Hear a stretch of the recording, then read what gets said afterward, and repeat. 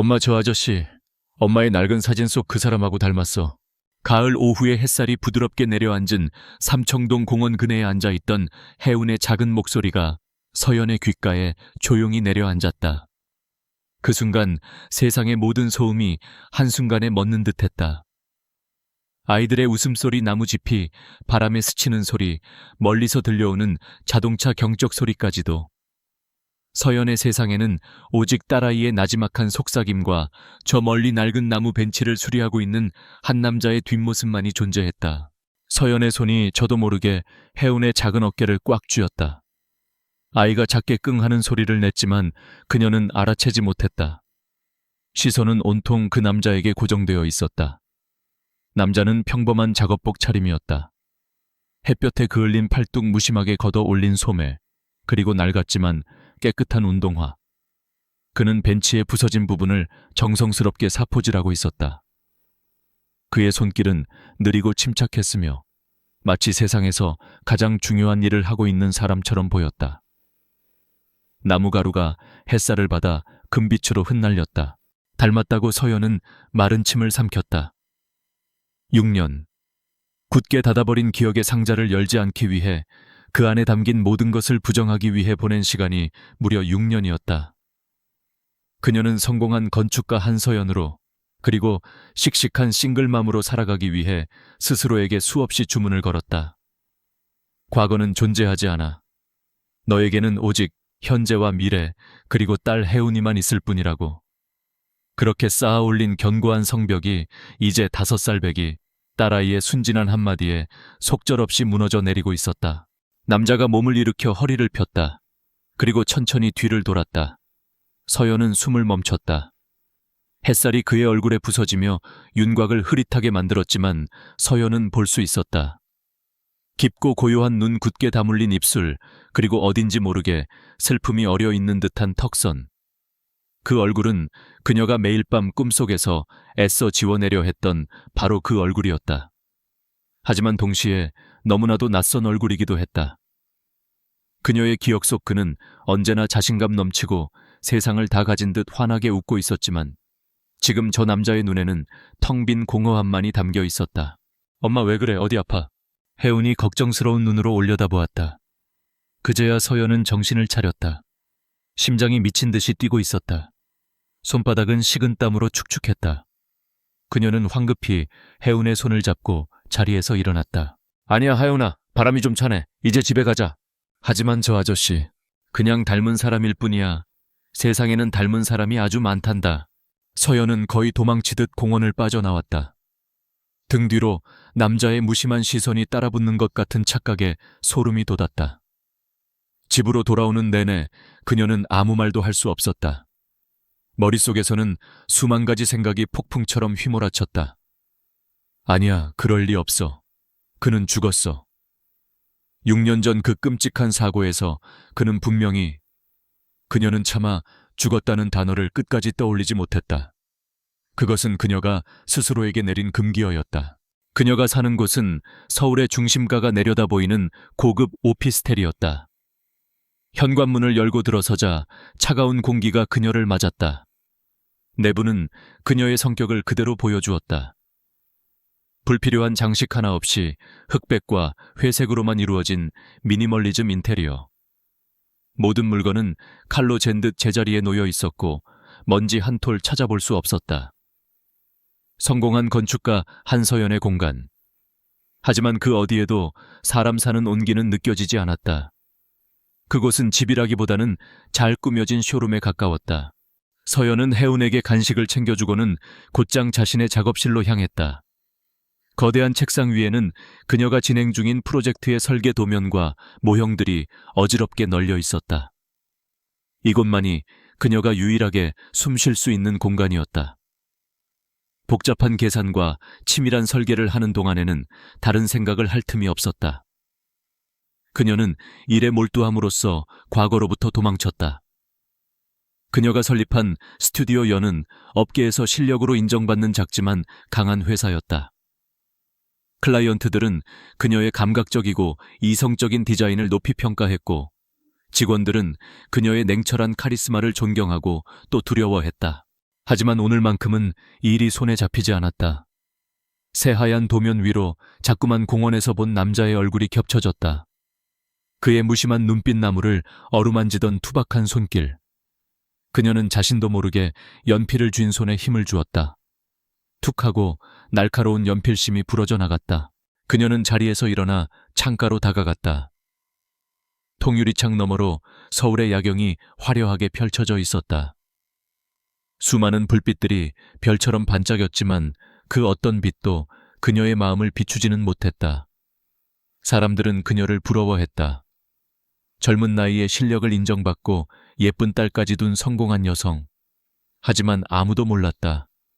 그녀의 밤이 얼마나 깊고 외로운지. 매일 밤 이름 모를 악몽에 시달리다 식은땀을 흘리며 깨어나는 그녀의 고통을. 그녀의 삶은 언제나 통제해 있어야만 했다. 감정의 동요는 사치였고 나약함은 죄악이었다. 혜운에게조차 그녀는 늘 완벽하고 강한 엄마여야만 했다. 아이를 사랑했지만 그 사랑을 표현하는 방식은 서툴렀다. 그녀는 혜운에게 최고의 옷을 입히고 최고의 음식을 먹이고 최고의 교육을 시켰다. 하지만 단 한 번도 아이를 따뜻하게 끌어안고 속마음을 털어놓은 적은 없었다. 그녀의 마음 한구석에는 언제나 차가운 유리벽이 존재했다. 그 벽은 6년 전 그날 이후로 더욱 두껍고 단단해졌다. 엄마. 작업실 문틈으로 혜운의 작은 목소리가 들려왔다. 서연은 화들짝 놀라며 돌아보았다. 아이는 잠옷 차림으로 문고리를 잡고 서 있었다. 왜 아직 안 자고 있어? 엄마 혼자 있는 것 같아서. 혜운은 잠이 오는 듯 눈을 비비며 말했다. 그 모습에 서연의 마음 한 구럭이 저릿하게 아파왔다. 그녀는 아이에게 다가가 무릎을 굽히고 시선을 맞췄다. 엄마 괜찮아. 얼른 들어가서 자. 내일 유치원 가야지. 엄마도 같이 자면 안 돼. 혜운은 좀처럼 어리광을 부리는 아이가 아니었다. 아이의 불안한 눈빛을 보니 낮에 공원에서 있었던 일이 마음에 걸린 모양이었다. 서연은 잠시 망설였다. 그녀는 늘 혜운을 혼자 재웠다. 아이의 독립심을 키워준다는 명목이었지만 사실은 누군가와 함께 잠드는 것이 두려웠기 때문이었다. 온기를 나누는 순간 애써 닫아두었던 감정의 둑이 터져버릴 것만 같았다. 하지만 오늘 밤은 달랐다. 그녀는 더 이상 혼자 있을 자신이 없었다. 그래 그러자. 오늘은 엄마랑 같이 잘까? 서연의 말에 혜운의 얼굴이 환하게 밝아졌다. 서연은 아이의 작은 손을 잡고 침실로 향했다. 혜운의 침대에 나란히 눕자 아이는 금세 새근새근 잠이 들었다. 서연은 잠든 아이의 얼굴을 가만히 내려다보았다. 아빠를 쏙 빼닮은 눈매, 그리고 자신을 닮은 입술. 아이는 그와 그녀가 존재했다는 유일한 증거였다. 서연은 조심스럽게 몸을 일으켜 서재로 향했다. 그리고 망설임 끝에 가장 깊숙한 곳에 숨겨두었던 낡은 나무 상자를 꺼냈다. 상자를 열자 오래된 나무 냄새와 함께 잊고 있던 시간의 흔적들이 모습을 드러냈다. 그리고 그 안에는 그녀가 차마 버리지 못했던 단 한 장의 사진이 있었다. 사진 속에는 20대 초반의 앳된 그녀와 한 남자가 밝게 웃고 있었다. 남자는 장난스럽게 그녀의 어깨에 팔을 두르고 있었고 그녀는 수줍은 듯 고개를 살짝 숙이고 있었다. 그들의 배경은 푸른 동해 바다였다. 사진 속 남자의 얼굴. 그것은 낮에 공원에서 본 남자와 놀랍도록 닮아 있었다. 하지만 사진 속 그의 눈은 별을 담은 듯 반짝였고 세상의 모든 행복을 다 가진 듯한 미소를 짓고 있었다. 서연의 손가락이 사진 속 남자의 얼굴을 천천히 어루만졌다. 그리고 그녀의 입에서 6년 만에 처음으로 그 이름이 새어나왔다. 권지훈. 이름을 내뱉는 순간 참아왔던 눈물이 뺨을 타고 흘러내렸다. 그것은 슬픔의 눈물인지 그리움의 눈물인지 아니면 거대한 운명 앞에 선 한 인간의 두려움의 눈물인지 알 수 없었다.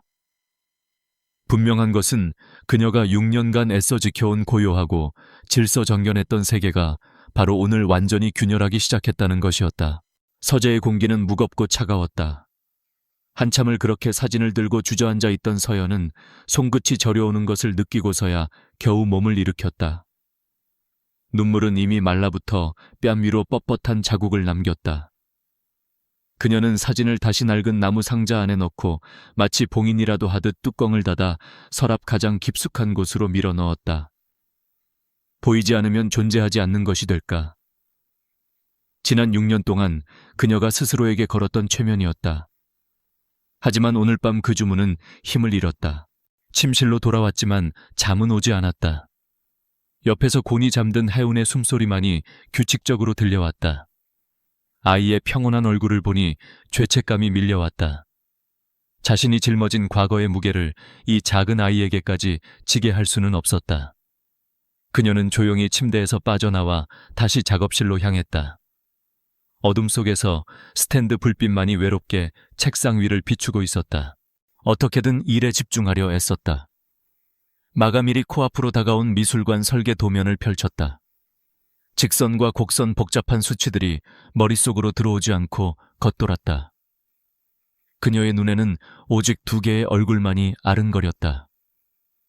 사진 속에서 환하게 웃던 22살의 권지훈, 그리고 공원에서 텅 빈 눈으로 벤치를 수리하던 30살의 그 남자. 두 얼굴은 서로 겹쳐지고 분리되기를 반복하며 그녀를 혼란스럽게 만들었다. 그는 누구인가? 그리고 나는 누구인가?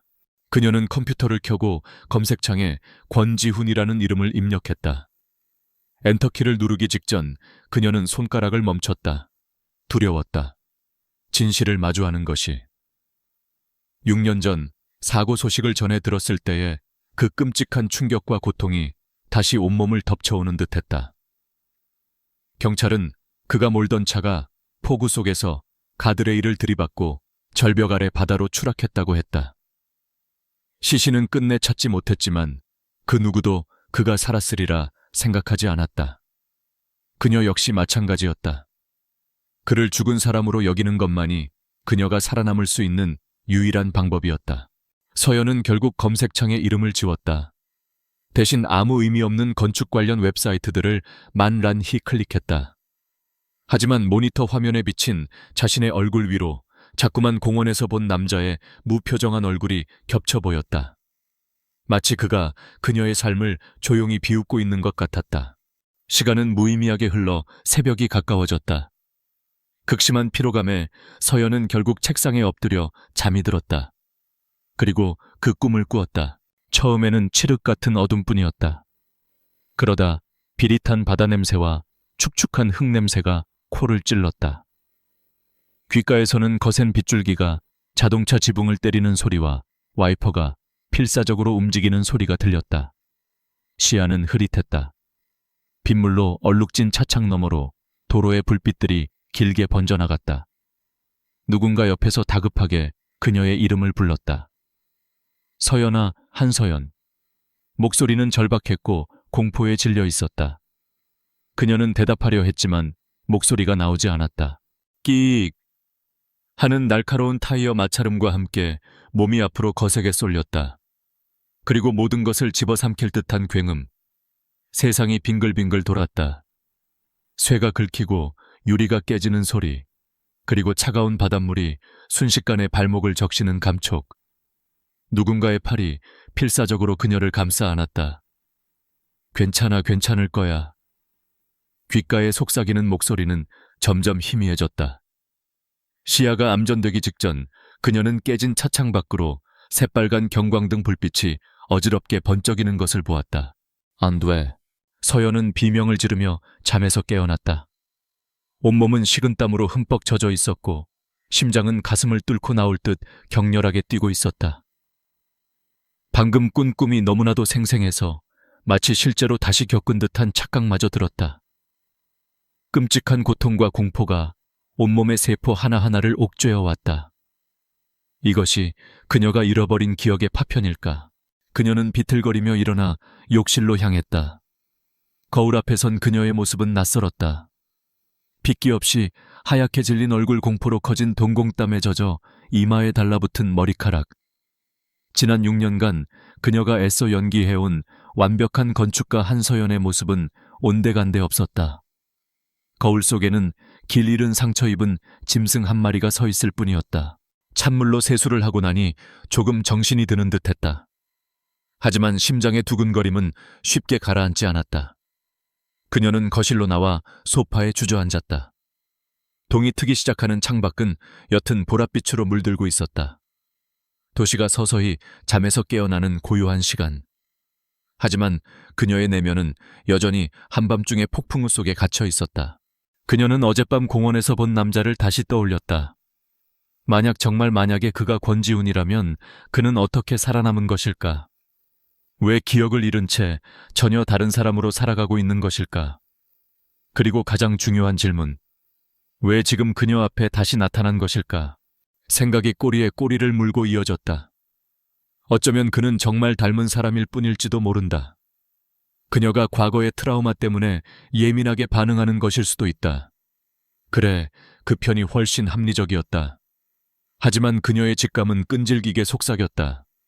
아니, 그는 권지훈이 맞아. 아침이 밝아오고 혜운이 잠에서 깨어 거실로 나왔다. 아이는 소파에 웅크리고 앉아있는 서연을 보고는 깜짝 놀라 달려왔다. 엄마, 왜 여기서 자고 있어? 어젯밤에 악몽 꿨어. 아이의 해맑은 눈동자가 걱정스럽게 그녀를 향했다. 서연은 억지로 미소를 지으며 아이의 머리를 쓰다듬었다. 아니야, 그냥 일이 많아서 생각 좀 하느라. 우리 혜운이 잘 잤어. 응, 나 오늘 유치원에서 만들기 할 거야. 멋진 집 만들어서 엄마 줄게. 혜운은 신이 나서 제잘거렸다. 아이의 천진난만함이 서연의 복잡한 마음을 잠시나마 환기시켜 주었다. 그녀는 아이를 위해 아침을 준비하고 옷을 입히고 머리를 빗겨주었다. 평소와 다름없는 아침의 일상. 하지만 모든 것이 어딘가 위태롭게 느껴졌다. 마치 얇은 살얼음판 위를 걷고 있는 기분이었다. 혜운을 유치원 버스에 태워보내고 다시 혼자가 되자 밤새 그녀를 괴롭혔던 생각들이 다시 고개를 들었다. 그녀는 더 이상 이 불확실함을 견딜 수 없었다. 모르는 채로 살아가는 것은 더 이상 도피가 아니라 스스로를 기만하는 행위일 뿐이었다. 그녀는 알아야만 했다. 진실이 무엇이든 그것을 마주하고 이 지긋지긋한 혼란을 끝내야만 했다. 그것이 자기 자신을 위해, 그리고 무엇보다도 혜운을 위해 그녀가 해야 할 일이었다. 서연은 결심한 듯 자리에서 일어났다.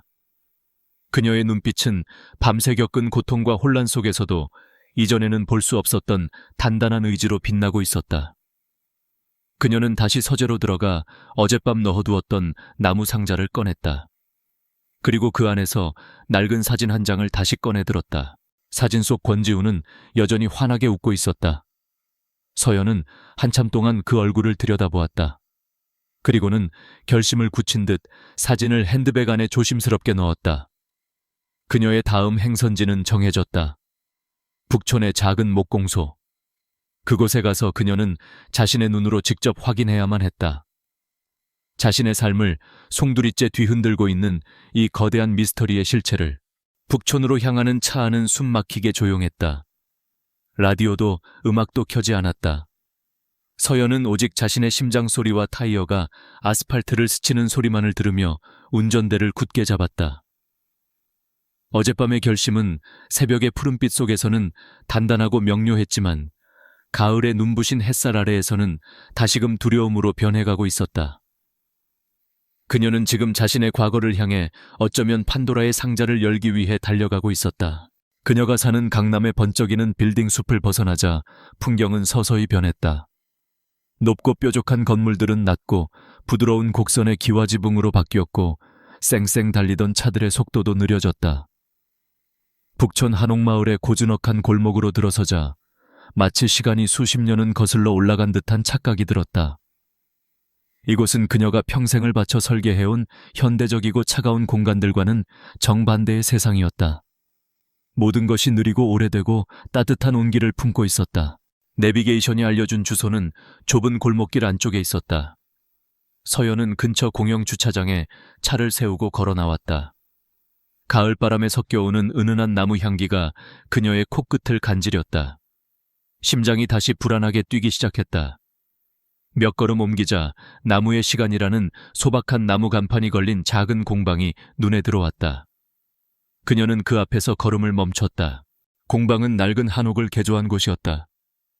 활짝 열린 문 안으로 다듬어지지 않은 원목들과 완성된 가구들이 어우러져 있었다.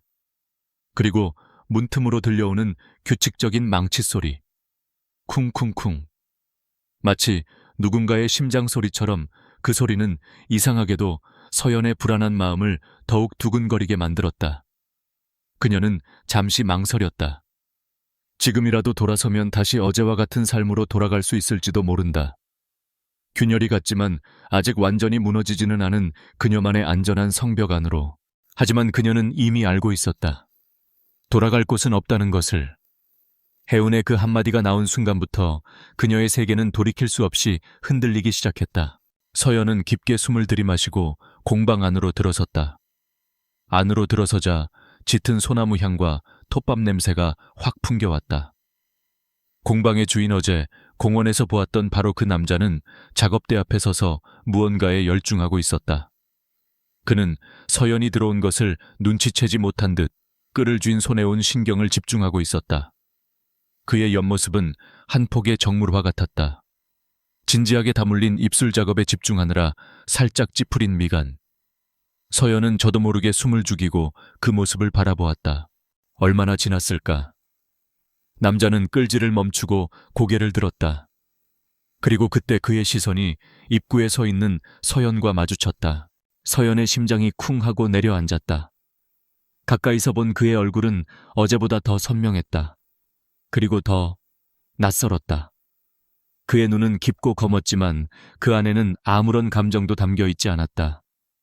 그저 처음 보는 손님을 향한 무심한 호기심만이 희미하게 어려 있을 뿐이었다. 그녀의 기억 속에 있는 언제나 장난기와 따스한 애정으로 반짝이던 권지훈의 눈빛은 어디에도 없었다. 어서 오세요. 무엇을 도와드릴까요? 그의 목소리는 낮고 차분했다. 목소리마저도 톤과 울림은 익숙했지만 그 안에 담긴 온도는 전혀 달랐다. 서연은 순간 할 말을 잃었다. 무슨 말을 해야 할까? 당신 혹시 권지훈 씨 아니냐고 물어야 할까? 6년 전 그날 우리에게 무슨 일이 있었는지 아느냐고 소리쳐야 할까? 저 건축가인데 우연히 지나가다 공방이 마음에 들어서요. 결국 그녀의 입에서 나온 것은 서툴고 어색한 거짓말이었다. 목소리가 미세하게 떨리는 것을 스스로도 느낄 수 있었다. 진행 중인 프로젝트에 쓸 가구가 필요한데 기성품보다는 특별히 주문 제작을 하고 싶어서요. 남자는 고개를 끄덕였다. 그의 표정에는 아무런 변화도 없었다. 그는 손을 작업복에 쓱쓱 닦으며 그녀에게 다가왔다. 가까워질수록 그에게서 나는 땀 냄새와 나무 냄새가 섞여 서연의 감각을 어지럽혔다. 어떤 가구를 생각하고 계신가요? 작은 책상이요. 서재에 둘 건데 공간이 좀 애매해서요. 네. 원하시는 디자인이나 나무 종류가 있으신가요? 그의 질문은 지극히 사무적이었다. 그는 그녀를 전혀 기억하지 못했다. 서연은 가슴 한구석이 시리게 아파오는 것을 느꼈다. 그가 살아있다는 안도감보다 그가 자신을 완벽하게 잊었다는 절망감이 더 크게 다가왔다. 아직 구체적인 디자인은 혹시 작업하신 것들을 좀 볼 수 있을까요? 네, 이쪽으로 오시죠. 남자는 그녀를 공방 안쪽으로 안내했다. 그가 앞서 걷는 동안 서연은 그의 넓은 등을 물끄러미 바라보았다. 변하지 않은 뒷모습. 하지만 그 등은 이제 너무나도 멀게 느껴졌다. 공방 안에는 그의 손길이 닿은 가구들이 곳곳에 놓여 있었다. 그의 가구들은 화려하지 않았지만 나무 본연의 결을 최대한 살린 단순하고 견고한 디자인이었다. 그가 만든 가구들은 어쩐지 그 자신을 닮아 있었다. 과묵하고 단단하고 그리고 어딘가 모르게 외로워 보였다. 이건 월넛으로 만든 책상입니다. 서랍은 따로 없이 다리 디자인에 중점을 뒀습니다. 그가 책상 하나를 가리키며 설명했다. 그의 손가락이 나무의 표면을 부드럽게 쓸었다. 서연은 그의 설명은 듣지 않고 그의 손을 쳐다보았다. 투박하고 굳은 살이 박이고 여기저기 작은 상처들이 나 있는 장인의 손. 하지만 그 손의 모양 길고 곧은 손가락은 분명 그녀가 기억하는 권지훈의 손이었다.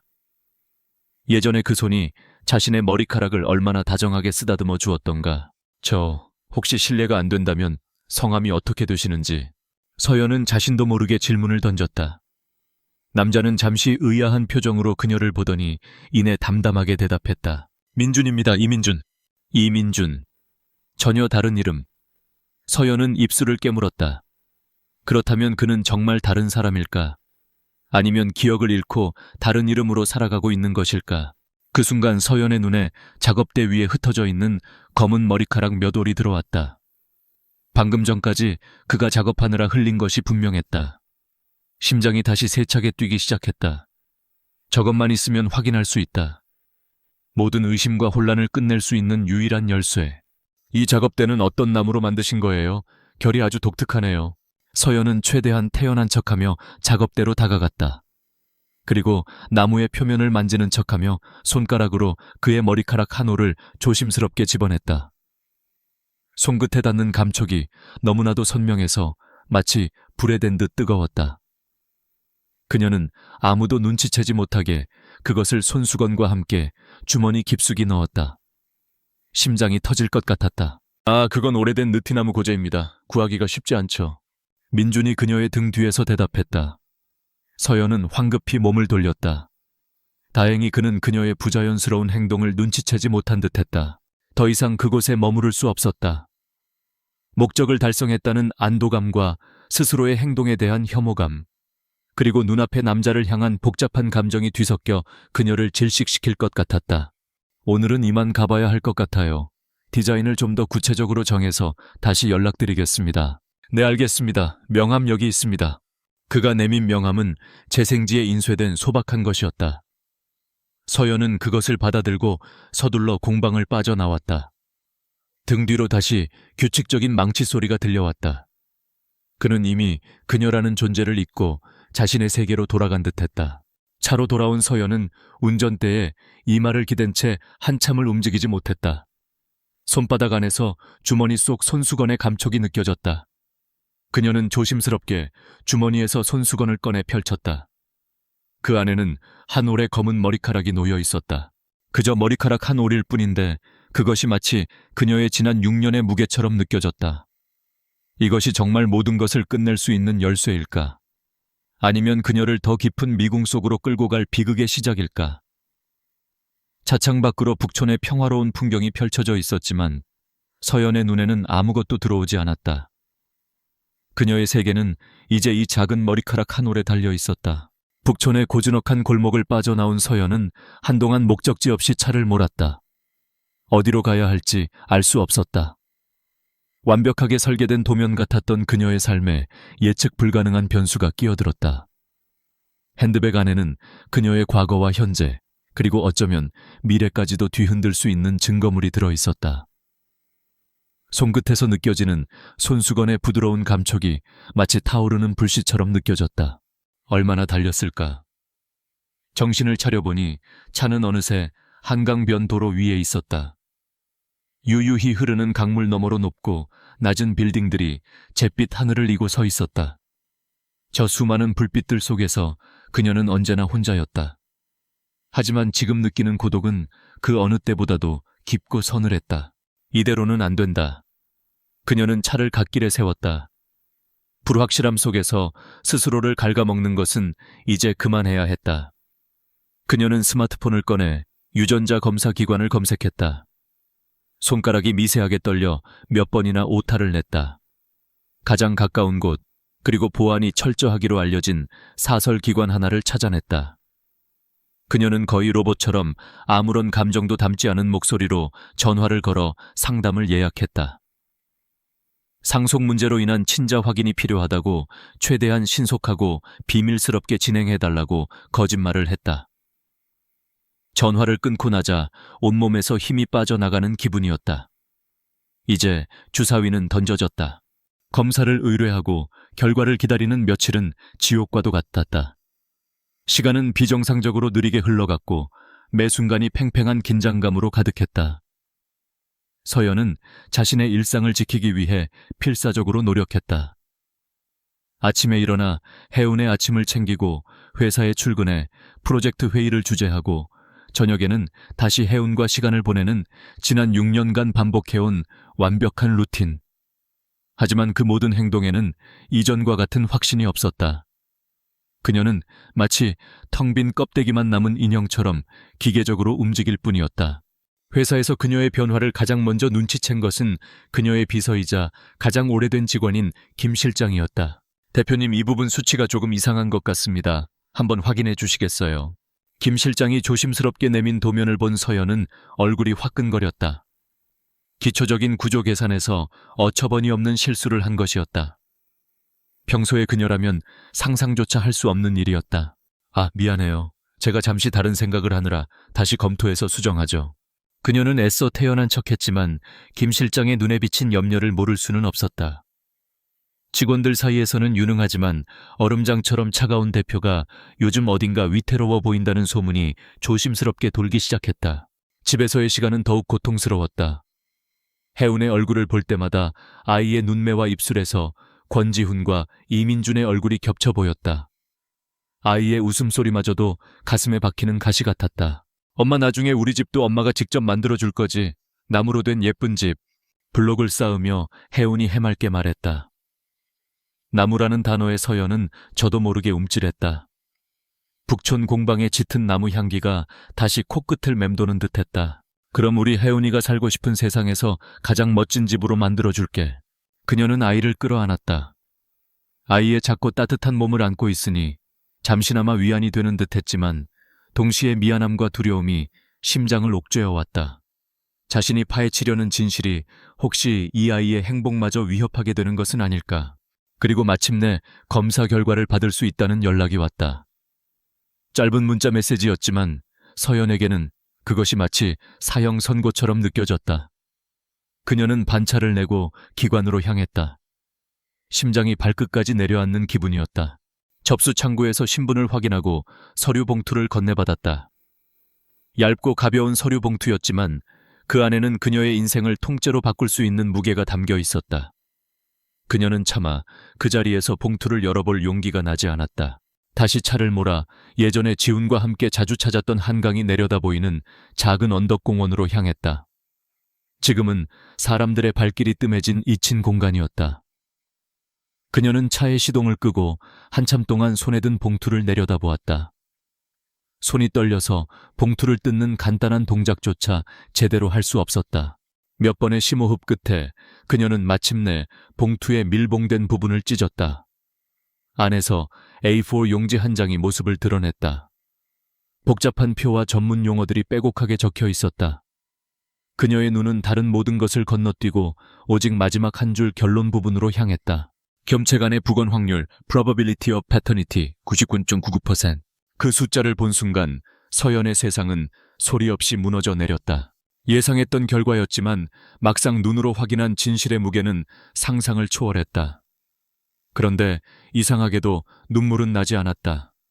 슬픔, 분노함도 그 어떤 감정도 느껴지지 않았다. 머릿속이 새하얗게 비워지고 온몸의 감각이 마비된 듯한 기분. 마치 유체이탈이라도 한 것처럼 차 안에 앉아 멍하니 서류를 들고 있는 자신의 모습이 아주 멀게 느껴졌다. 그는 살아있었다. 이민주는 권지훈이 맞았다. 그리고 그는 혜운이의 아빠가 맞았다.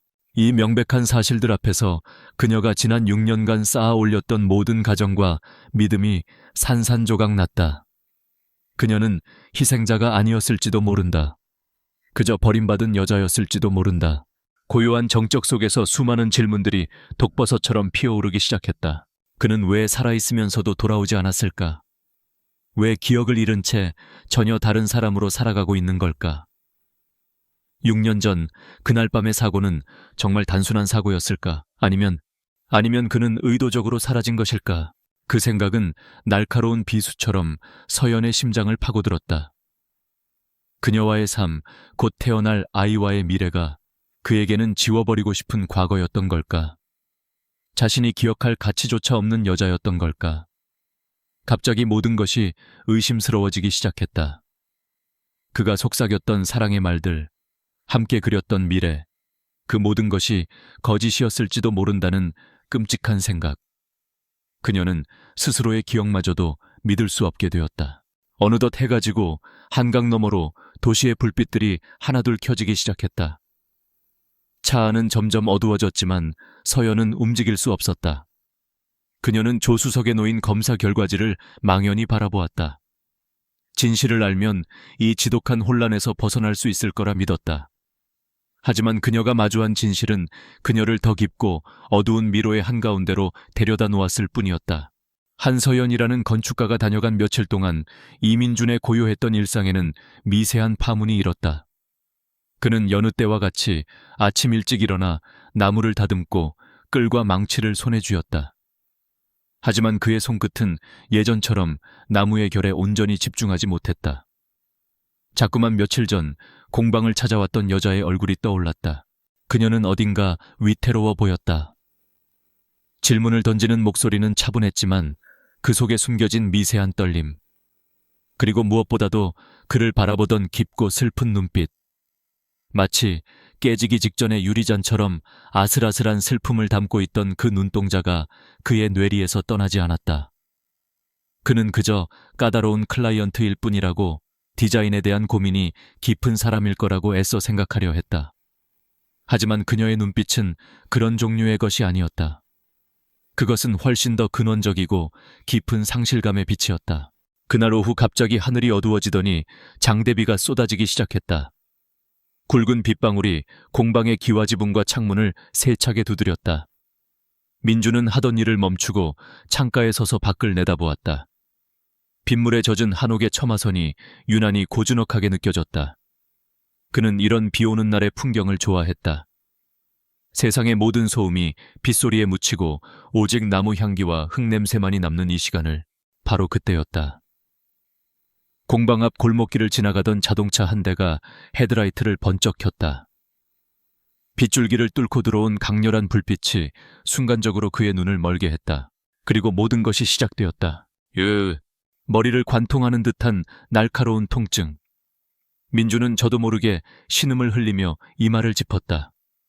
눈앞이 아찔하게 흔들리며 세상의 모든 소리가 한순간에 뭉개져 이명으로 변했다. 귓가에서 윙 하는 소리와 함께 규칙적이던 빗소리가 갑자기 거친 쇳소리로 변해 그를 덮쳐왔다. 눈을 감았지만 어둠 대신 알 수 없는 영상들이 파편처럼 떠올랐다. 빗물이 광적으로 쏟아지는 앞 유리창, 미친 듯이 좌우로 움직이는 와이퍼, 그리고 자신의 손에 꽉 쥐어진 익숙하면서도 낯선 자동차의 핸들. 옆자리에서 누군가 공포에 질려 숨을 참는 소리가 들리는 듯했다. 겁에 질린 여자의 얼굴. 눈물로 얼룩진 그 얼굴은 빗물처럼 흐릿해서 제대로 보이지 않았다. 하지만 그 눈동자에 담긴 절망감만은 칼날처럼 선명하게 그의 가슴을 파고들었다. 고막을 찢을 듯한 굉음과 함께 몸이 허공에 뜨는 듯한 끔찍한 감각. 그는 반사적으로 옆자리에 누군가를 필사적으로 끌어안았다. 차갑고 단단한 무언가가 그의 등을 강타했다. 그리고 모든 것이 암전되었다. 헤웍. 얼마나 지났을까. 민주는 거친 숨을 몰아쉬며 바닥에 주저앉아 있었다. 온몸은 식은땀으로 축축했고 심장은 금방이라도 터져버릴 듯 미친 듯이 뛰고 있었다. 방금 머릿속을 스쳐 지나간 영상들은 무엇이었을까? 단순한 환각일까? 그는 지난 몇 년간 가끔씩 이유 없는 두통에 시달려왔다. 하지만 오늘처럼 생생하고 폭력적인 영상이 덮쳐온 것은 처음이었다. 그는 비틀거리며 일어나 공방 안쪽에 딸린 작은 주거 공간으로 들어갔다. 낡았지만 정갈하게 정돈된 방. 그곳은 과거가 없는 한 남자의 현재를 보여주고 있었다. 그가 자신에 대해 아는 것은 많지 않았다. 6년 전 강릉의 한 작은 해안가 마을에서 의식을 잃은 채 발견되었다는 것. 신분증도 과거에 대한 기억도 모두 잃어버린 상태였다는 것. 마을 사람들은 그를 민준이라 불렀고 그는 그 이름을 자신의 것으로 받아들였다. 한동안 병원 신세를 지다 퇴원한 후 그는 우연히 목공 기술을 배웠다. 이상하게도 나무를 만지고 있을 때면 마음의 소란스러움이 가라앉았다. 그래서 그는 서울로 올라와 북촌의 한적한 골목에 이 작은 공방을 열었다. 그의 삶은 단순했다. 일하고 먹고 잠을 잤다. 관계라고는 동네 찻집 주인 할머니와 가끔 안부를 묻는 정도가 전부였다. 그는 누구와도 깊은 관계를 맺지 않았다. 아니, 맺을 수가 없었다. 과거가 없는 사람은 타인에게 자신을 설명할 이야기가 없기 때문이었다. 하지만 며칠 전 그 여자와 아이가 나타난 이후로 그의 견고했던 단순한 세계에 균열이 생기기 시작했다. 특히 그 아이 하운. 공원에서 처음 보았을 때부터 아이의 커다랗고 맑은 눈동자는 이상하게도 그의 마음을 잡아끌었다. 아이는 그를 조금도 경계하지 않았다. 오히려 오랫동안 알고 지낸 사람처럼 친근한 눈빛으로 그를 바라보았다. 그 눈빛을 마주했을 때 그의 가슴속 깊은 곳에서 무언가 뭉클한 감정이 솟아올랐다. 그것은 생전 처음 느껴보는 설명할 수 없는 종류의 애틋함이었다. 민주는 책상 서랍에서 며칠 전 무심코 그렸던 스케치북을 꺼냈다. 연필로 그린 아이의 얼굴이 있었다. 그는 분명 처음 보는 아이를 그렸다고 생각했는데 완성된 그림은 놀랍도록 해운을 닮아 있었다. 그는 자신의 무의식에 소름이 돋았다. 그리고 그 엄마 한서연. 그녀를 생각하면 가슴에 무거운 돌덩이가 내려앉는 듯한 기분이 들었다. 그녀의 슬픈 눈빛은 그에게 이름 모를 죄책감을 불러일으켰다. 마치 자신이 그녀에게 씻을 수 없는 상처를 준 사람인 것만 같았다. 하지만 왜 그는 그녀를 전혀 알지 못하는데 빗줄기는 어느새 가늘어져 있었다. 민주는 자리에서 일어나 다시 창밖을 내다보았다. 빗물에 젖은 골목길은 깨끗하고 차분해 보였다. 하지만 그의 마음속은 여전히 지진이라도 난 듯 혼란스러웠다. 두통은 가라앉았지만 머릿속을 스쳐갔던 파편적인 영상들은 지워지지 않는 잔상으로 남아 그를 괴롭혔다. 울고 있던 여자의 얼굴, 절망에 찬 눈빛, 그는 창문에 비친 자신의 얼굴을 물끄러미 바라보았다. 낯선 얼굴.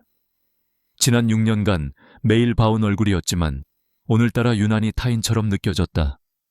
그는 조심스럽게 손을 뻗어 차가운 유리 위 자신의 모습을 어루만졌다. 나는 누구인가? 그 질문이 처음으로 단순한 호기심이 아니라 절박한 외침이 되어 그의 내면을 울렸다. 나는 정말 이민준인가? 그렇다면 내 머릿속의 이 끔찍한 영상들은 도대체 무엇이며 그 여자와 아이는 왜 이토록 나의 마음을 뒤흔드는 것일까? 그는 대답 없는 질문들을 끌어안은 채 깊어가는 가을비의 풍경 속에서 한참 동안이나 움직이지 못했다. 서울의 심장부 강남 테헤란로의 마천루 꼭대기에 위치한 태아그룹 회장실은 도시 전체를 발 아래에 둔 듯한 위압적인 풍경을 자랑했다. 통유리창 너머로 미니어처처럼 보이는 자동차들과 바쁘게 움직이는 사람들이 보였다. 권태민은 최고급 가죽 의자에 몸을 기댄 채 그 풍경을 무심하게 내려다보고 있었다. 그의 손에 들린 위스키 잔 속 얼음이 맑은 소리를 내며 녹아내리고 있었다. 모든 것을 가졌고 모든 것을 통제하는 자의 여유. 그것이 지난 6년간 그가 공들여 만들어온 자신의 이미지였다. 회장님 요청하신 보고서입니다. 나이든 비서가 얇은 서류 봉투를 책상 위에 조용히 올려놓았다. 태민은 시선을 창밖에서 거두지 않은 채 나지막이 말했다. 나가봐. 비서가 물러나고 육중한 문이 닫히자 그는 비로소 의자를 돌려 책상으로 향했다. 그는 서두르지 않고 위스키를 한 모금 마신 뒤 천천히 봉투를 열었다. 안에는 몇 장의 사진과 간단한 보고 내용이 들어있었다. 사진들은 며칠 전 북촌의 한 목공방 앞에서 찍힌 것들이었다. 성공한 건축가로 알려진 한서연이라는 여자가 공방을 드나드는 모습, 그리고 공방의 주인인 이민준이라는 남자의 얼굴. 태민의 입가에 걸려있던 희미한 미소가 순식간에 사라졌다. 그의 눈빛이 얼음장처럼 차갑게 변했다. 이민준. 6년 전 죽은 줄로만 알았던 그의 사촌 권지훈과 소름 끼치도록 닮은 얼굴이었다. 태민은 6년 전 사고 이후 만일의 사태에 대비해 한서연의 주변을 아주 멀리서 눈에 띄지 않게 감시해왔다. 그저 죽은 사촌 형이 남긴 하찮은 과거의 흔적 정도로만 여겼다. 그런데 그 흔적이 이제 와서 자신을 위협하는 유령이 되어 돌아올 줄이야. 그는 사진 속 한서연의 얼굴을 노려보았다. 슬픔에 잠겨 있으면서도 그 안에 무언가 단단한 심지를 품고 있는 듯한 여자. 그녀가 기어코 판도라의 상자를 열려고 하는 모양이었다. 이 어리석기는. 태민은 나지막이 읊조렸다. 분노보다는 짜증에 가까운 감정이었다. 완벽하게 마무리되었다고 생각했던 과거의 일에 다시 손을 대야 한다는 것이 귀찮았다. 하지만 그는 이런 종류의 문제 처리에 익숙했다. 폭력은 하수들이나 쓰는 방법이다. 상대를 가장 효과적으로 제압하는 것은 가장 달콤한 말로 포장된 공포를 심어주는 것이다. 그는 인터폰을 눌러 비서를 호출했다. 김비서 스튜디오 연예 한서연 대표. 우리 그룹에서 추진 중인 제주도 호텔 프로젝트 관련해서 미팅 한번 잡아. 내가 직접 만날 테니 최고급으로 정중하게 모시도록. 수화기를 내려놓은 태민은 다시 사진으로 시선을 돌렸다. 그는 사진 속 민준의 얼굴을 손가락으로 가볍게 툭 쳤다. 형, 죽은 사람은 조용히 무덤 속에 있어야지 왜 자꾸 기어 나오려고 해. 그의 목소리는 지독히도 차가웠다. 며칠 후 서연은 태아그룹으로부터 공식적인 미팅 제안 이메일을 받았다. 국내 굴지의 건설사인 태아그룹에서 직접 그것도 회장이 직접 만나고 싶다는 연락은 그녀의 작은 스튜디오로서는 파격적인 제안이었다. 건축가로서 거절할 이유가 없는 엄청난 기회. 하지만 서연의 심장은 불안하게 내려앉았다. 태아그룹. 그 이름은 그녀가 잃어버린 기억의 파편 어딘가에서 희미하게 들어본 듯한 기시감을 불러일으켰다. 불안했지만 피할 수는 없었다. 그녀는 제안을 수락했고 약속된 날짜에 태아그룹 본사 빌딩으로 향했다. 약속 장소는 회장실 옆에 위치한 프라이빗한 미팅룸이었다. 방 안은 도시의 정형이 한눈에 들어오는 거대한 창과 고급스러운 가구들로 꾸며져 있었다. 잠시 후 문이 열리고 훤칠한 키에 완벽한 수트 차림을 한 남자가 미소를 지으며 들어왔다. 권태민이었다. 만나서 반갑습니다, 한서연 대표님. 말씀 많이 들었습니다. 태민은 지극히 정중하고 매력적인 태도로 그녀에게 악수를 청했다. 그의 손은 따뜻하고 부드러웠지만 서연은 그와 손이 맞닿는 순간 등골을 타고 서늘한 기운이 훑고 지나가는 것을 느꼈다. 이렇게 직접 뵙게 되어 영광입니다, 권태민 회장님. 서연 역시 완벽한 비즈니스 미소로 화답하며 자리에 앉았다. 태민은 능숙하게 대화를 이끌어갔다. 그는 서연이 디자인한 건축물들에 대한 칭찬을 아끼지 않았고 제주도에 지을 새로운 호텔이 어떤 컨셉을 가져야 하는지에 대한 자신의 철학을 열정적으로 설명했다. 그의 모든 말과 행동은 유능하고 매력적인 젊은 경영자의 그것이었다.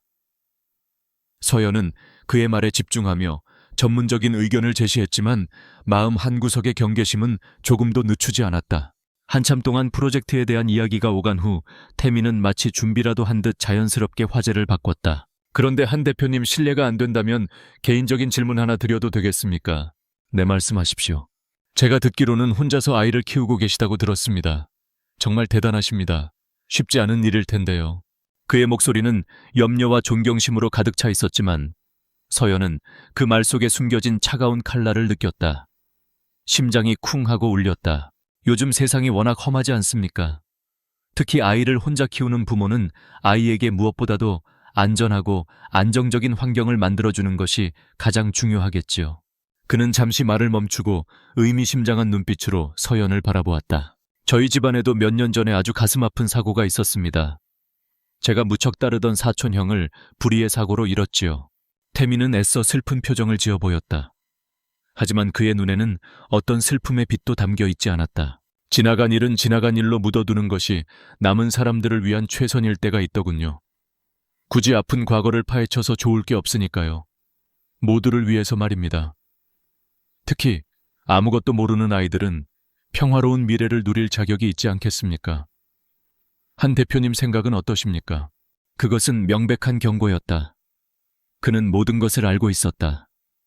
그녀가 민준을 찾아갔다는 것도 과거를 파헤치려 한다는 것도. 그는 지금 그녀의 가장 약한 부분 딸 혜운을 들먹이며 그녀를 협박하고 있었다. 서연은 등에서 식은땀이 흐르는 것을 느꼈다.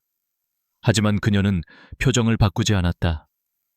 지난 6년간 그녀를 버티게 해준 것은 어떤 상황에서도 무너지지 않는 차가운 이성이었다. 염려해 주셔서 감사합니다, 회장님. 저 역시 제 딸의 행복과 안위를 가장 최우선으로 생각하고 있습니다. 그녀는 흔들림 없는 목소리로 대답했다. 긍정도 부정도 하지 않는 완벽한 방어였다. 그녀의 대답에 태민의 눈이 순간 가늘어졌다. 그는 그녀가 생각보다 강한 상대라는 것을 깨달았다. 하지만 그는 이내 다시 부드러운 미소를 지었다. 역시 현명하신 분이군요. 오늘 대표님과 이야기를 나누니 저희 프로젝트를 믿고 맡겨도 되겠다는 확신이 듭니다. 긍정적으로 검토해 주시기 바랍니다. 미팅은 그렇게 끝났다. 태민은 자신이 공포의 씨앗을 성공적으로 심었다고 확신하며 만족스러운 미소로 그녀를 배웅했다. 하지만 그의 생각은 틀렸다. 태아그룹 빌딩을 빠져나온 서연은 차 안에서 가쁘게 숨을 몰아쉬었다. 온몸이 사시나무처럼 떨리고 있었다. 공포스러웠다. 하지만 그 공포를 뚫고 뜨거운 분노와 함께 이전에는 없었던 강렬한 결심이 솟아올랐다. 권태민의 협박은 그녀의 모든 의심을 확신으로 바꿔주었다. 6년 전의 사고는 단순한 사고가 아니었다.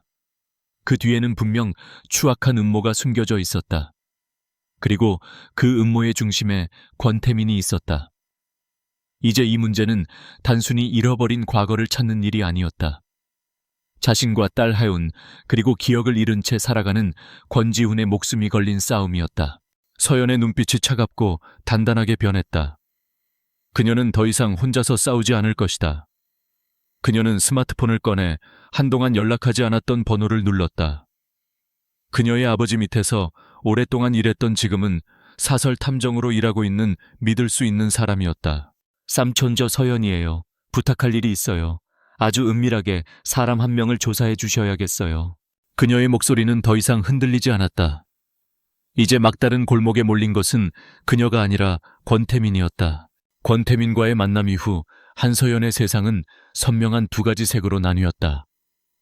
일상의 평온함을 가장한 회색지대, 그리고 그 아래에서 꿈틀거리는 진실을 향한 붉은 투쟁. 그녀는 더 이상 혼란스러워하거나 두려워하지 않았다. 목표가 명확해지자 그녀의 모든 사고와 행동은 날카로운 칼날처럼 변했다. 그녀가 연락한 사설 탐정은 박 실장이라 불리는 중년의 남자였다. 그는 과거 서연의 아버지가 운영하던 작은 건설 회사에서 10년 넘게 꾸준히 일을 도맡아 했던 충직한 직원이었다. 서연의 아버지가 갑작스러운 심장마비로 돌아가시고 회사가 문을 닫은 후에도 그는 명절마다 잊지 않고 그녀에게 안부 전화를 걸어오는 유일한 사람이었다. 아가씨 정말 괜찮으시겠습니까? 태아그룹은 보통 내기가 아닙니다. 박 실장은 전화기 너머에서 걱정스러운 목소리로 말했다. 그는 서연의 부탁을 듣고 단번에 일의 위험성을 간파했다. 괜찮아요, 삼촌. 그래서 더 삼촌에게 부탁하는 거예요. 아무도 믿을 수 없으니까요. 서연의 단호한 목소리에 박 실장은 더 이상 묻지 않았다. 그는 6년 전 강릉에서 있었던 권지훈의 차량 추락 사고 파일을 다시 수면 위로 끌어올리는 작업을 시작했다. 경찰 기록 당시 출동했던 구조대원 명단 사고, 현장 주변의 CCTV 기록까지. 합법과 불법의 경계를 아슬아슬하게 넘나들며 그는 잊혔던 과거의 조각들을 하나씩 모으기 시작했다. 며칠 후 박 실장으로부터 첫 번째 연락이 왔다. 사고 기록 자체는 특이점이 없다는 것이었다. 폭우로 인한 시야 미확보, 미끄러운 도로, 전형적인 빗길 교통사고. 하지만 이상한 점이 하나 있었다. 사고 발생 직전 권지훈의 차량이 약 30분간 정차했던 국도변 휴게소에 CCTV 영상이 사라졌다는 것이었다. 당시 경찰은 단순한 기기 고장으로 결론 내렸지만 박 실장의 감은 그것이 인위적인 삭제일 가능성을 가리키고 있었다. 그리고 또 다른 하나. 권지훈이 사고 당일 강릉의 한 호텔에 예약했지만 실제로는 그곳에 투숙하지 않고 행방이 묘연했다는 점. 그는 마치 누군가를 피하듯 자신의 동선을 의도적으로 지우고 있었던 것처럼 보였다. 아가씨, 아무래도 직접 강릉으로 한번 가보셔야 할 것 같습니다. 기록만으로는 한계가 있습니다. 제가 현장에서 필요한 것들은 미리 준비해두겠습니다. 서연은 망설이지 않았다. 그녀는 김 실장에게 급한 출장이 잡혔다고 둘러대고 해우는 며칠간 친한 유치원 친구의 집에 맡겼다. 아이를 떠나보내는 것은 마음 아팠지만 이것은 아이의 미래를 위한 일이기도 했다. 강릉으로 향하는 KTX 안에서 서연은 차창 밖으로 빠르게 스쳐 지나가는 풍경을 멍하니 바라보았다. 6년 만에 다시 가는 도시. 그곳은 그녀의 행복이 절정에 달했던 곳이자 모든 것이 끝장나버린 비극의 장소였다. 기억나지 않는다고 해서 고통이 사라지는 것은 아니었다. 몸의 세포 어딘가에 그날의 공포와 상실감이 깊이 새겨져 있는 듯했다. 강릉역에 도착하자 박 실장이 미리 보낸 렌터카가 그녀를 기다리고 있었다. 그녀는 차를 몰아 곧장 사고가 발생했던 해안도로로 향했다. 6년 전 폭우가 쏟아지던 그날과는 달리 오늘은 눈이 시리도록 푸른 가을 하늘 아래 동해 바다가 평화롭게 펼쳐져 있었다. 하지만 서연의 눈에는 그 아름다운 풍경이 들어오지 않았다. 그녀는 가드레일이 새로 설치된 도로의 한 지점에 차를 세웠다. 바로 이곳이었다. 그녀는 차에서 내려 절벽 아래를 내려다보았다. 아찔한 높이 아래로 하얀 파도가 바위에 부딪혀 부서지고 있었다. 저 차갑고 깊은 바닷속으로 그가 사라졌었다. 서연은 눈을 감았다. 귓가에서 다시 꿈속의 굉음과 비명소리가 울리는 듯했다. 그녀는 주먹을 꽉 쥐었다. 슬픔에 잠겨 있을 시간이 없었다. 그녀는 박 실장이 알려준 다음 장소로 이동했다. 권지훈이 사고 직전 마지막으로 머물렀을 가능성이 있는 작은 해안가 마을이었다. 호텔 예약을 취소한 그가 하룻밤 몸을 숨길 만한 곳. 마을은 관광객들의 발길이 거의 닿지 않는 낡고 오래된 어촌이었다. 박 실장은 마을의 몇몇 민박과 여관 주인들의 사진을 미리 보내주었다. 서연은 6년 전 권지훈의 사진을 들고 한 집 한 집 문을 두드리기 시작했다. 하지만 대부분의 사람들은 고개를 저었다. 6년이라는 시간은 누군가의 얼굴을 기억하기에는 너무나도 긴 세월이었다. 해가 저물어갈 무렵 거의 포기하려던 서연은 마을 가장 끝에 위치한 해송장이라는 낡은 여관 앞에 섰다. 허름한 간판과 칠이 벗겨진 나무 대문. 이곳만은 6년 전이나 지금이나 변한 것이 거의 없을 것 같았다. 문을 열고 들어서자 백발이 성성한 할머니 한 분이 낡은 소파에 앉아 뜨개질을 하며 그녀를 맞았다. 에어서 와요. 방 잡으려고. 아니요 할머니, 사람을 좀 찾고 있어서요. 서연은 조심스럽게 권지훈의 사진을 꺼내 할머니에게 보여주었다. 혹시 이 사람 기억나세요? 6년 전 이맘때쯤이었을 거예요. 할머니는 뜨개질을 멈추고 돋보기 안경 너머로 한참 동안 사진을 들여다보았다. 서연의 심장이 조용히 하지만 강렬하게 뛰기 시작했다. 글쎄, 워낙 오래전 일이라. 할머니가 고개를 갸웃거리는 순간 서연의 희망도 함께 사그라드는 듯했다. 하지만 바로 그때 할머니의 눈이 반짝였다. 아, 가만히 있어봐. 이 총각 기억나는 것 같기도 하네. 아주 잘생긴 서울 총각이었지. 그날 비가 억수같이 쏟아지던 밤에 다 죽어가는 얼굴로 찾아왔었어. 며칠만 조용히 묵고 싶다고 하더군. 서연은 숨을 멈췄다. 찾았다. 네, 맞아요. 그 사람 맞아요, 할머니. 혹시 그 사람에 대해 더 기억나는 건 없으세요? 왜 그렇게 힘들어 보였는지. 그것까진 모르지. 말수가 워낙 없는 총각이라. 방에 틀어박혀서 뭔가를 계속 쓰기만 하더군. 그러고는 다음 날 아침 일찍 꼭두새벽에 나갔어. 곧 돌아올 것처럼 짐도 거의 그대로 두고 말이야. 할머니는 자리에서 일어나 먼지가 뽀얗게 쌓인 창고 쪽으로 향했다. 그 총각이 다시 안 오길래 짐을 한쪽에 치워뒀었는데 아직 있으려나 모르겠네. 할머니는 창고 구석에서 낡은 종이 상자 하나를 꺼내왔다. 상자 위에는 이도미로 서울 총각이라고 희미하게 쓰여 있었다. 서연은 떨리는 손으로 상자를 받았다. 상자는 생각보다 가벼웠다. 서연은 할머니에게 몇 번이고 고맙다고 인사를 하고 여관을 빠져나왔다. 차로 돌아온 그녀는 조수석에 상자를 놓고 한참 동안 그것을 열어보지 못했다. 이 안에 그녀가 찾아 헤매던 6년의 시간이 담겨 있었다. 마침내 그녀는 결심한 듯 상자를 열었다. 안에는 낡은 옷가지 몇 개와 세면도구, 그리고 검은색 가죽 커버로 된 낡은 다이어리 한 권이 들어있었다.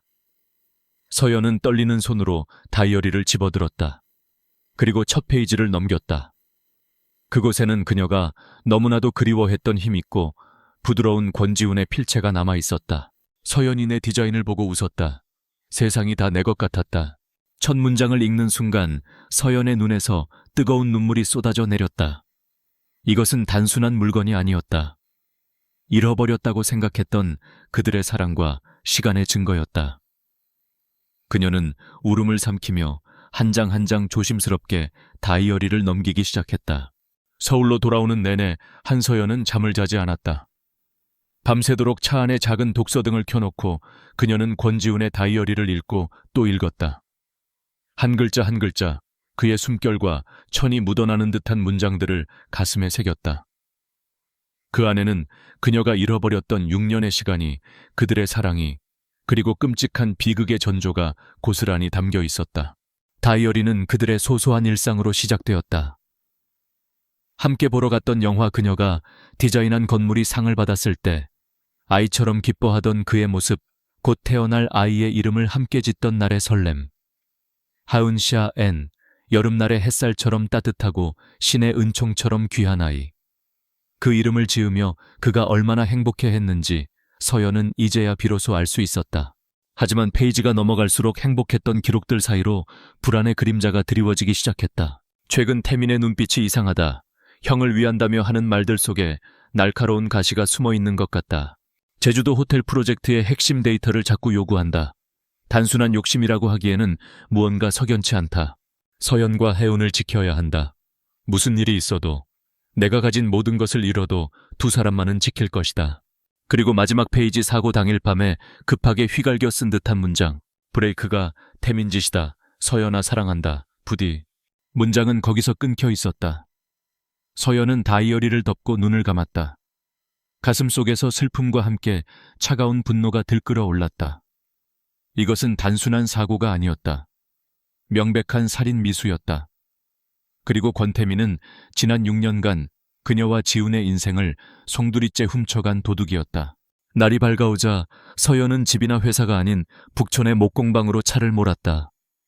그녀의 눈은 밤샘으로 붉게 충혈되어 있었지만 그 어느 때보다도 형형하게 빛나고 있었다. 이른 아침의 공방은 고요했다.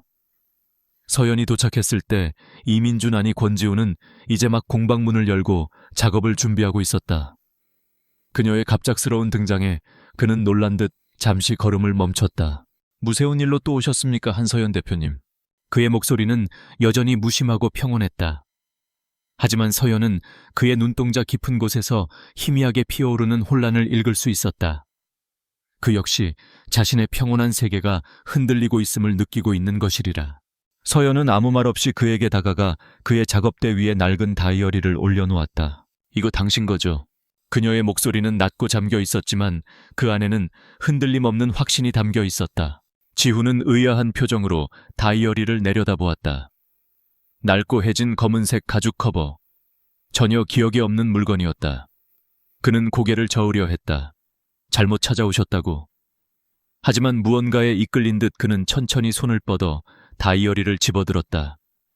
손끝에 닿는 가죽의 감촉이 이상하게도 익숙했다. 그는 조심스럽게 첫 페이지를 넘겼다. 그리고 자신의 눈을 의심했다. 그곳에는 너무나도 익숙한 바로 자신의 필체가 있었다. 지난 6년간 이민준으로 살면서 단 한 번도 써본 적 없는 하지만 그의 몸이 기억하는 필체. 그는 홀린 듯 페이지를 넘기기 시작했다. 처음에는 의미를 알 수 없는 단어들의 나열처럼 보였다. 서연, 혜운, 태민. 하지만 글자들을 눈으로 좇을수록 머릿속을 짓누르던 두꺼운 안개가 서서히 걷히기 시작했다. 서연이 내 디자인을 보고 웃었다. 세상이 다 내 것 같았다. 머릿속에서 햇살 좋은 오후 자신의 어깨에 기대어 환하게 웃고 있는 한 여자의 얼굴이 스쳐 지나갔다. 심장이 저릿하게 아파왔다. 태민의 눈빛이 이상하다. 차갑고 비열한 미소를 띤 남자의 얼굴이 떠올랐다. 알 수 없는 분노와 배신감이 치밀어 올랐다. 그의 호흡이 거칠어지기 시작했다. 손이 떨려서 다이어리를 제대로 잡고 있기도 힘들었다. 그는 주저앉고 싶은 것을 간신히 참으며 마지막 페이지를 넘겼다. 브레이크가 태민 짓이다. 서연아 사랑한다. 부디. 그 문장을 읽는 순간 그의 머릿속에서 무언가 툭 하고 끊어지는 소리가 났다. 굳게 닫혀있던 기억의 댐이 6년의 세월을 거슬러 한꺼번에 터져버렸다. 끼익, 굉음. 유리창이 산산조각 나는 소리. 차가운 빗물이 온몸을 덮치는 감촉. 옆자리에서 들려오던 그녀의 비명. 그리고 차가 절벽 아래로 추락하며 세상을 집어삼킬 듯 덮쳐오던 검고 차가운 바닷물. 그는 마지막 순간까지 그녀를 품에 안고 있었다. 제발 이 여자만은 살려달라고 신에게 필사적으로 빌었다. 그리고 의식이 끊어지던 마지막 순간 그는 생각했다. 사랑한다고, 미안하다고. 크럭! 아! 지훈은 머리를 감싸쥐며 비명을 질렀다. 6년치의 고통과 공포 슬픔과 사랑 분노와 절망이 한꺼번에 그의 영혼을 덮쳐왔다. 그는 비틀거리다 작업대에 몸을 기댔다. 눈앞이 빙글빙글 돌았다. 이민준이라는 이름으로 살아온 평온했던 6년의 기억은 한낱 꿈처럼 사라지고 권지훈의 고통스러운 현실이 그의 온몸을 잠식했다. 한참의 시간이 흐른 후 그는 간신히 고개를 들었다. 작업실의 풍경이 눈에 들어왔다. 그리고 눈앞에 서서 소리 없이 눈물을 흘리고 있는 한서연이 보였다. 이제 그녀의 눈은 더 이상 낯설지 않았다.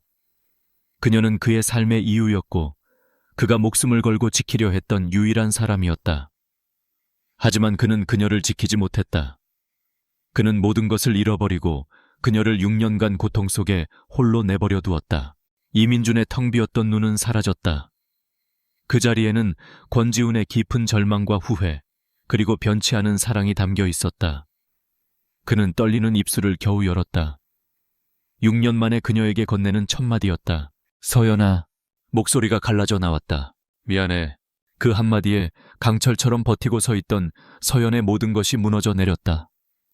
그녀는 그 자리에 주저앉아 참아왔던 울음을 터뜨렸다. 그가 살아있었다. 그녀가 사랑했던 그 남자가 정말로 돌아왔다. 하지만 돌아온 그는 너무나도 아프고 부서져 있었다. 서연은 그의 고통이 고스란히 자신의 것처럼 느껴져 심장이 갈갈이 찢어지는 듯했다.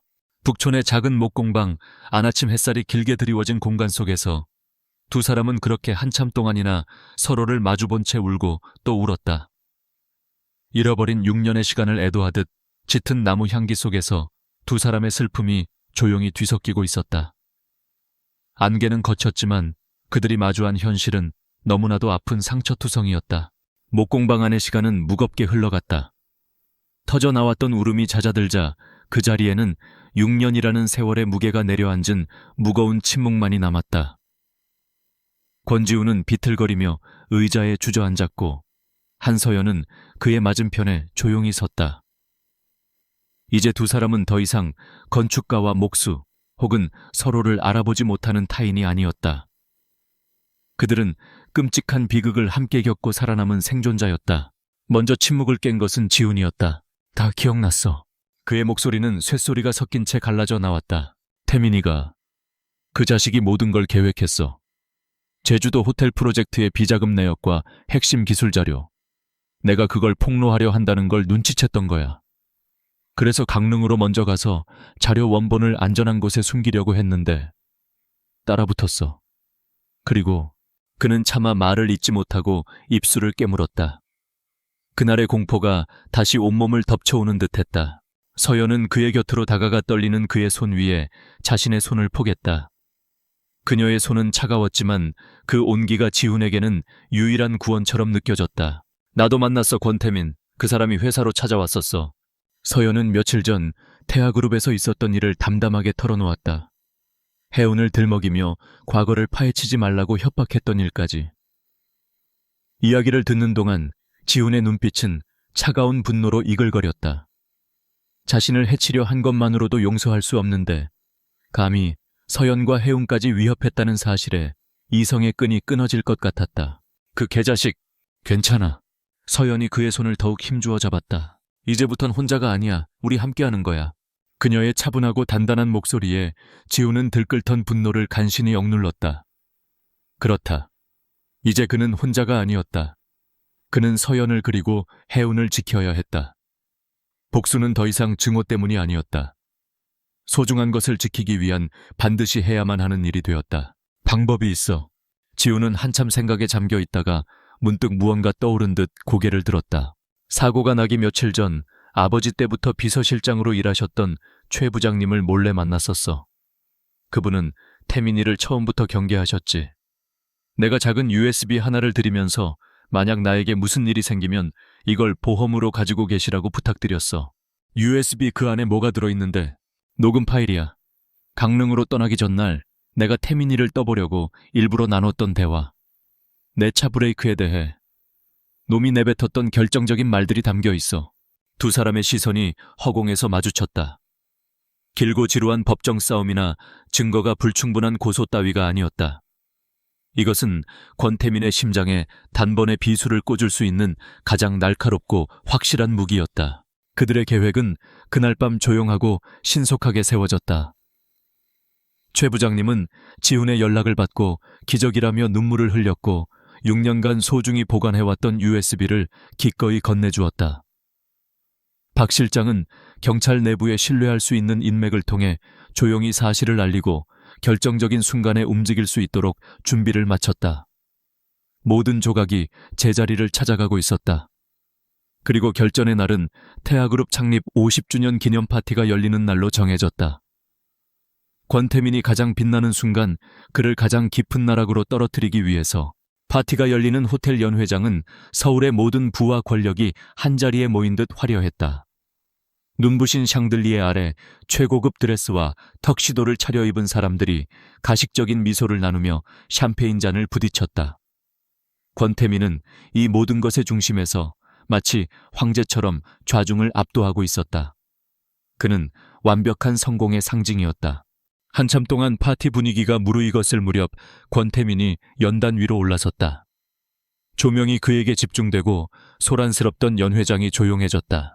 존경하는 내외 귀빈 여러분, 태아그룹의 창립 50주년을 축하하기 위해 이 자리에 함께해 주셔서 진심으로 감사합니다. 그는 유창하고 자신감 넘치는 목소리로 연설을 시작했다. 태하의 과거와 현재, 그리고 자신이 이끌어갈 영광스러운 미래에 대해 이야기했다.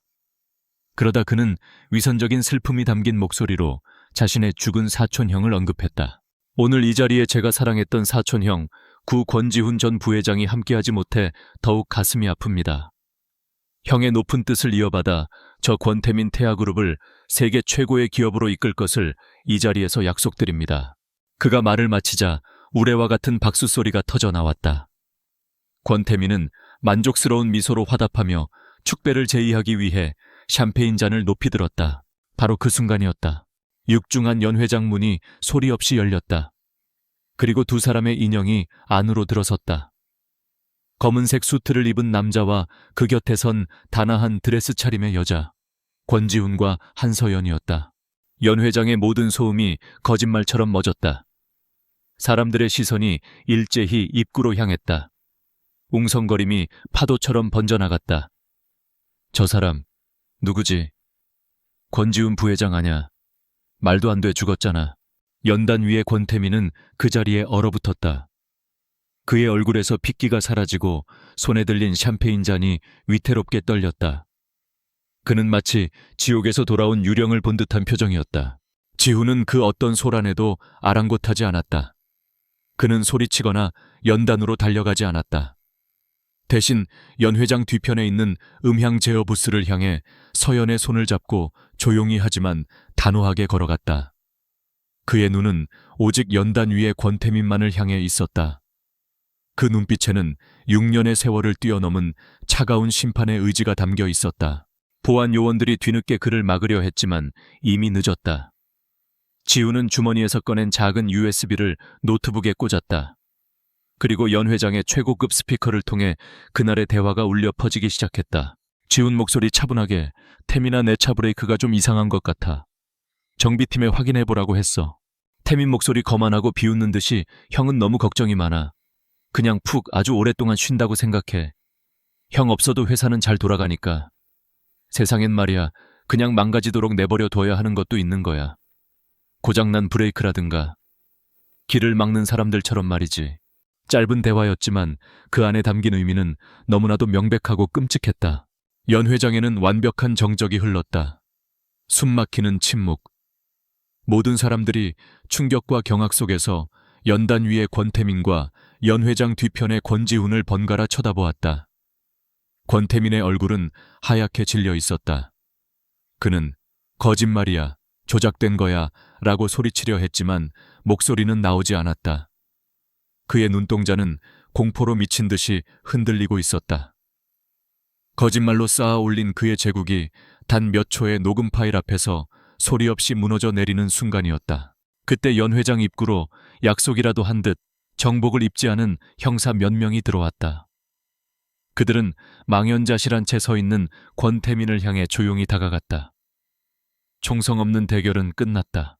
소란 속에서 지훈의 시선은 서연을 향했다.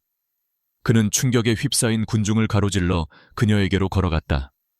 그리고 아무 말 없이 그녀의 손을 굳게 잡았다. 6년 만에 처음으로 두 사람은 온전히 함께였다. 과거라는 유령과 맞서 싸워 이겨낸 것이다. 두 사람은 뒤를 돌아보았다. 무너져 내린 권태민의 세계와 그를 둘러싼 사람들의 경멸과 동정의 시선들.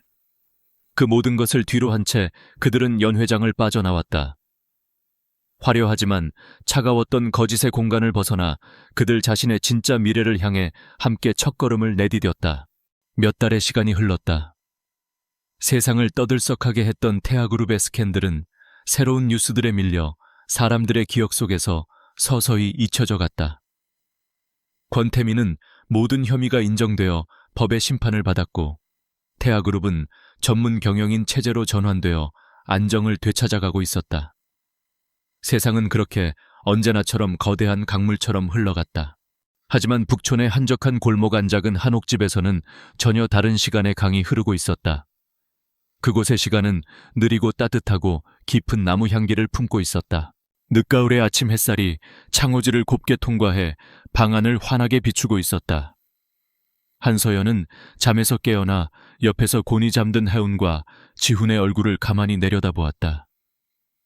6년이라는 긴 시간 동안 그녀는 단 한 번도 이렇게 평화로운 아침을 맞아본 적이 없었다. 악몽도 불안감도 없는 온전한 고요함. 그녀는 조심스럽게 침대에서 빠져나와 대청마루로 향했다. 그들이 새로 자리 잡은 집은 지훈이 직접 개조하고 서연이 디자인한 작은 한옥이었다. 모든 공간에는 두 사람의 손길과 취향이 묻어 있었다. 차가운 미니멀리즘으로 가득했던 그녀의 오피스텔과는 달리 이곳은 따뜻한 원목과 부드러운 햇살 그리고 사람 사는 온기로 가득 차 있었다. 서연은 작은 부엌으로 들어가 생강차를 끓이기 시작했다. 얇게 썬 생강과 대추가 뭉근하게 끓으며 알싸하고 달콤한 향기가 집 안가득 퍼져나갔다. 그녀는 찻잔 2개를 들고 마당으로 향했다. 마당의 작은 툇마루에서는 지훈이 해운과 함께 무언가를 만들고 있었다. 그가 딸아이를 위해 만들어주는 작은 나무 의자였다. 하윤아 사포질은 이렇게 나무의 결을 따라서 한 방향으로 부드럽게 해주는 거야. 그래야 나무가 다치지 않아. 지훈은 해운의 작은 손을 잡고 나무 조각 위에서 천천히 사포를 움직였다. 그의 목소리는 예전에 과묵했던 이민준의 것도 상처 입었던 권지훈의 것도 아니었다. 그저 한 아이의 아빠로서 세상에서 가장 다정하고 낮은 목소리였다. 해운은 아빠의 설명에 온 신경을 집중하며 고사리 같은 손으로 열심히 사포질을 따라 했다. 두 사람의 머리 위로 가을 햇살이 금가루처럼 쏟아져 내리고 있었다. 서연은 그 모습을 가만히 바라보았다. 심장 한구석에 오랫동안 얼어붙어 있던 무언가가 따뜻하게 녹아내리는 기분이었다. 그녀는 지난 몇 달을 떠올렸다. 모든 진실이 밝혀진 후 태아그룹의 이사회는 지훈에게 회장직으로 복귀해달라고 간청했다. 하지만 그는 망설임 없이 거절했다. 그가 원하는 것은 더 이상 부와 명예가 아니었다. 그는 자신의 손으로 무언가를 만들고 사랑하는 사람들과 함께 시간을 보내는 삶을 선택했다. 그의 목공방, 나무의 시간은 이제 동네 아이들을 위한 작은 목공 체험 교실을 열기도 하는 북촌의 명물이 되었다. 서연의 삶도 변했다. 그녀의 스튜디오, 연은 여전히 성공 가도를 달리고 있었지만 그녀 자신은 변했다. 예전처럼 일에 자신을 내던지지 않았다. 그녀는 정시에 퇴근했고 주말에는 온전히 가족과 함께 시간을 보냈다. 그녀의 디자인에도 변화가 생겼다. 차갑고 이성적인 직선 대신 따뜻하고 부드러운 곡선과 자연의 소재를 더 많이 사용하기 시작했다. 사람들은 그녀의 건축이 이전보다 훨씬 더 깊고 따뜻해졌다고 말했다. 물론 6년의 상처가 하루아침에 사라진 것은 아니었다. 지훈은 아직도 가끔 악몽을 꾸었고 서연은 문득문득 잃어버린 시간에 대한 아쉬움에 가슴이 시릴 때가 있었다. 그들의 과거는 지울 수 없는 흉터처럼 남았다. 하지만 이제 그들은 그 흉터를 부끄러워하거나 숨기지 않았다. 그것은 그들이 얼마나 힘든 시간을 함께 이겨냈는지를 증명하는 살아남은 자의 훈장이었다. 서연은 조용히 그들에게 다가가 찻잔을 내려놓았다. 날이 쌀쌀한데 따뜻한 차 한 잔 마시고 해요. 지훈이 고개를 들어 그녀를 보며 환하게 웃었다. 6년 전 사진 속에서 보았던 바로 그 미소였다. 교의 다 됐어. 우리 하은이가 소질이 있나 봐. 아빠보다 더 잘하는데. 지훈의 칭찬에 혜은이 으쓱하며 가슴을 내밀었다. 아빠 나 더 크면 아빠랑 엄마랑 같이 진짜 큰 집도 만들래. 그럼 세상에서 제일 멋진 집으로 같이 만들자. 서연은 웃으며 아이의 머리를 쓰다듬어 주었다. 그녀는 툇마루에 앉아 나란히 앉아있는 두 사람의 뒷모습을 바라보았다. 지훈의 넓은 어깨와 그에게 꼭 기댄 혜은의 작은 어깨. 그 풍경은 그녀가 평생을 꿈꿔왔던 바로 가족의 모습이었다. 그녀는 문득 깨달았다. 지난 6년간 그녀의 마음속에 존재했던 깊고 어두운 균열. 그것은 더 이상 텅 빈 상처가 아니었다. 그 틈새를 비집고 새로운 사랑과 희망의 빛이 스며들고 있었다. 상처는 아무러 흔적을 남겼지만 그 덕분에 그녀는 더욱 단단해질 수 있었다. 따뜻한 생강차가 목을 타고 넘어갔다. 서연은 눈을 감고 이 순간의 평화를 온전히 느꼈다. 짙은 나무 향기 알싸한 생강차의 향아이의 웃음소리, 그리고 곁에 있는 사람의 온기. 더 이상 바랄 것이 없었다. 북촌의 가을 아침 작은 한옥집 마당에서는 행복이 조용히 하지만 분명하게 익어가고 있었다. 그것은 요란하지 않았지만 그 어떤 화려함보다도 찬란하게 빛나고 있었다. 길고 길었던 안개 속을 지나 그들은 마침내 서로의 손을 잡고 따뜻한 햇살 아래 함께 서 있었다. 새로운 시작이었다.